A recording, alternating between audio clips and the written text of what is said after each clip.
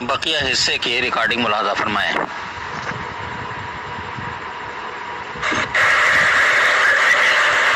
وتقدیم المعمول ہا ہونا اوقع، یہاں سے ایک سوال مقدر کا جواب دینا مقصود ہے۔ سوال مقدر یہ ہے کہ آپ نے بسم اللہ کو لفظ اقرؤ سے متعلق مانا، تو لفظ اقرؤ عامل ہوا اور بسم اللہ معمول ہے،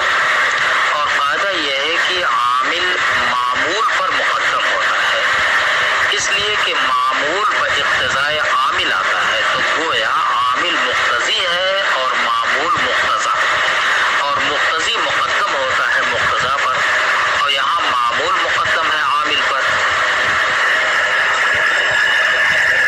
اب یہاں سے جواب دیتے ہیں قاضی صاحب، فرماتے ہیں کہ اس جگہ معمول کو مقدم کرنا زیادہ وقیع ہے، جیسا کہ باری تعالیٰ کے قول بسم اللہ مجرہا میں اور ایاک نعبد میں معمول کو مقدم کیا گیا ہے۔ اب کسی نے اعتراض کیا کہ بسم اللہ مجرہا کو تقدیم معمول کی نظیر بیان کرنا یہ درست ہی نہیں، اس لیے کہ مجرا یا تو اس میں ظرف ہوگا یا مصدر میمی، اگر ظرف ہے تو ظرف عامل ہوتا ہی نہیں، اور اگر مصدر میمی ہے تو مصدر عامل تو ہوتا ہے لیکن مقدم میں عمل نہیں کرتا، لہذا اس آیت کو تقدیم معمول کی نظیر بنانا درست نہیں۔ جواب دیتے ہیں کہ یہ تقدیم معمول کی نظیر نہیں بلکہ مطلقاً تقدیم کی نظیر ہے۔ اب رہی یہ بات کہ بسم اللہ مجرہا ترکیب میں کیا واقع ہے، تو فرماتے ہیں کہ ترکیب میں حال ہے، اصل میں حال ہے ارکبو کی ضمیر سے، تقدیری عبارت یہ ہوگی ارکبو مطلب بسینا بسم اللہ وقتا جریانہا، ایک ترکیب یہ ہوئی۔ دوسری ترکیب یہ ہے کہ بسم اللہ خبر مقدم اور مجرہا مبتدأ مؤخر، اب تقدیری عبارت یہ ہوگی بسم اللہ اجراؤہا۔ قاضی صاحب علیہ الرحمہ نے تقدیم کے اوقع ہونے کی 4 وجہیں بیان کی ہے۔ نمبر 1، اس میں باری کی شرافت کی وجہ سے بسم اللہ کو مقدم کرنا زیادہ اہم ہے۔ نمبر 2، تقدیم اختصاص پر زیادہ دلالت کرنے والی چیز ہے، کیونکہ قاعدہ ہے کہ تقدیم و تاخیر یفید الحصر و تخصیص۔ تیسری چیز، بسم اللہ کی تقدیم کو تعظیم میں زیادہ دخل ہے، کیونکہ جس کو آپ نے مقدم کیا ہے معلوم ہوتا ہے کہ وہی آپ کے نزدیک معظم اور مکرم ہے۔ اور نمبر 4 یہ ہے کہ بسم اللہ کی تقدیم وجود اسم کے زیادہ موافق ہے، کیونکہ اللہ تعالیٰ کا اسم تمام چیزوں پر مقدم ہے، اور اس کے مقدم ہونے کی 2 وجہ ہیں۔ ایک وجہ تو یہ ہے کہ اللہ کی ذات تمام مسمیات پر مقدم ہے، لہذا اللہ کا اسم بھی تمام اسما پر مقدم ہونا چاہیے۔ دوسری وجہ یہ ہے کہ اللہ تعالیٰ کا اسم تمام افعال کے واسطے اعلیٰ ہے، اور اعلیٰ ذی اعلیٰ پر مقدم ہوتا ہے، لہذا اس میں باری مقدم ہوگا تمام افعال پر، لہذا اس موقع پر مقدم کر دیا گیا تاکہ یہ تقدیم اس کے وجود واقعی کے مطابق ہو جائے۔ اب اس پر کسی نے اعتراض کیا کہ اس میں باری تعالیٰ کو اعلیٰ بنانا درست نہیں، کیونکہ اعلیٰ تابع اور غیر مقصود ہوتا ہے، تو گویا آپ نے اس میں باری کو اعلیٰ بنا کر غیر مقصود بنا دیا، اور یہ درست نہیں ہے۔ اس کا جواب یہ ہے کہ اعلیٰ اس حیثیت سے نہیں کہ وہ مقصود بالطبع ہے، بلکہ اس حیثیت سے ہے کہ فعل اس کے بغیر شرعاً مکمل اور تام ہی نہیں ہو سکتا، جیسا کہ اللہ تعالیٰ کا، جیسا کہ فرمان ہے رسول اللہ صلی اللہ علیہ وسلم کا فرمان ہے کل امر ذی بال لم یبدأ فیہ بسم اللہ فہو ابتر، تو اس بنا پر اس طور پر وہ اعلیٰ ہے، اعلیٰ غیر مقصود نہیں۔ وقیل الباء للمصاحبہ،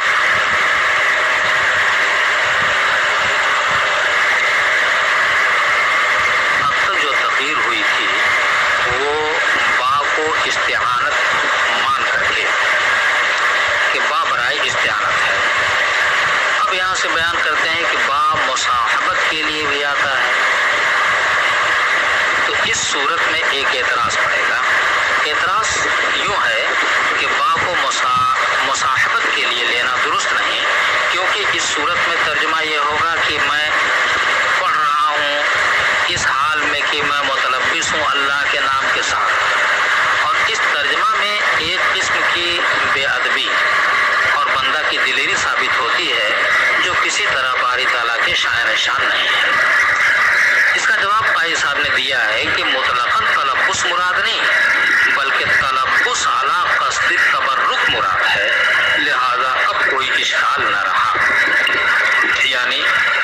اللہ کے نام سے تبرک حاصل کرنے کے طور پر۔ اب یہ دو قول تھے با کے بارے میں، اور جیسا کہ مقدمے میں معلوم ہو چکا ہے کہ جس قول کو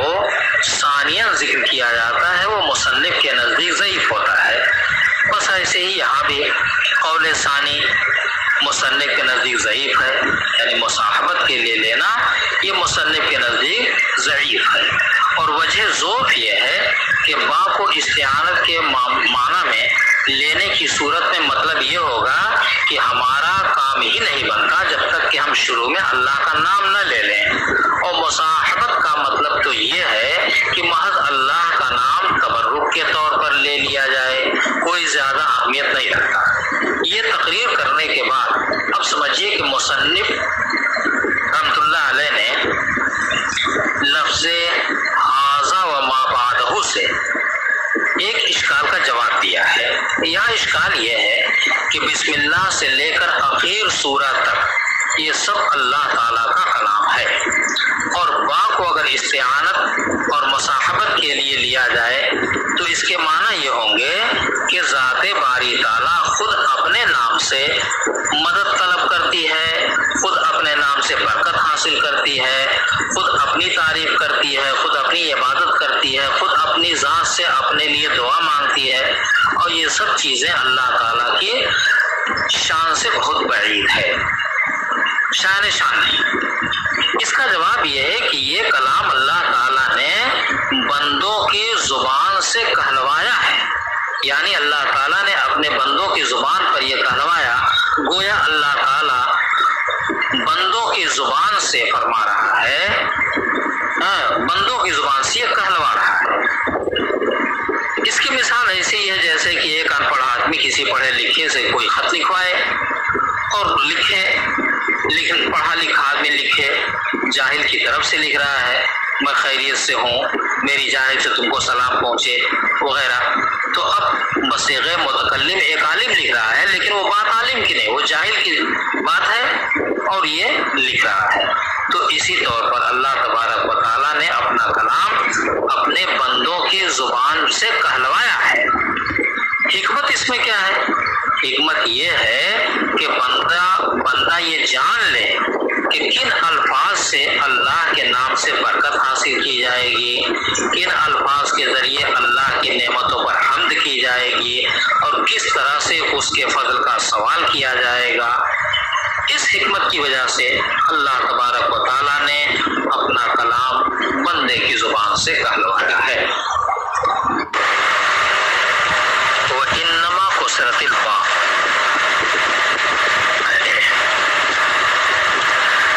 بسم اللہ میں با حرف مفردہ میں سے ہے، اس کو مفتوح ہونا چاہیے، حالانکہ بسم اللہ میں با مکسور ہے۔ اس کا قاضی صاحب نے جواب دیا ہے کہ کسرہ اس لیے دیا گیا کہ ان کو حرفیت یعنی حرف ہونا اور جر یعنی اپنے ماں باپ کو جر دینا لازم ہے، اور حرف اور جر کے مناسب کسرہ ہے۔ حرف کے مناسب تو اس لیے کہ حرف تقاضا کرتا ہے سکون کا، اور سکون کہتے ہیں عدم حرکت کو، اور کسرہ بھی اپنی قلت کی وجہ سے بمنزلہ عدم کے ہے۔ قلت وجود اس لیے کہ کسرہ جمیع افعال پر داخل نہیں ہوتا، اور جر کے مناسب اس لیے ہے کہ جر اثر ہے حرف جار کا، اور اثر اپنے مؤثر سے مناسبت رکھتا ہے۔ مؤثر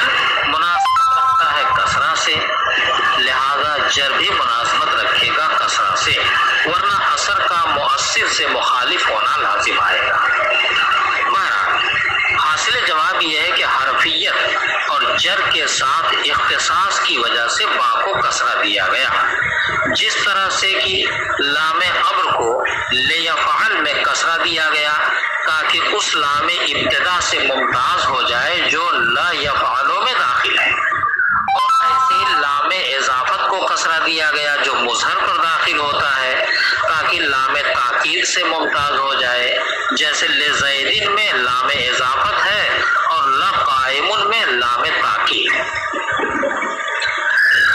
اب مصنف رحمۃ اللہ علیہ کی عبارت پر ایک اعتراض یہ ہے کہ آپ نے حرف مفردہ کو کسرہ دینے کی علت لزوم حرفیت اور لزوم جر کو قرار دیا ہے، حالانکہ ہم دیکھتے ہیں کہ بعض الفاظ ایسے ہیں جن کو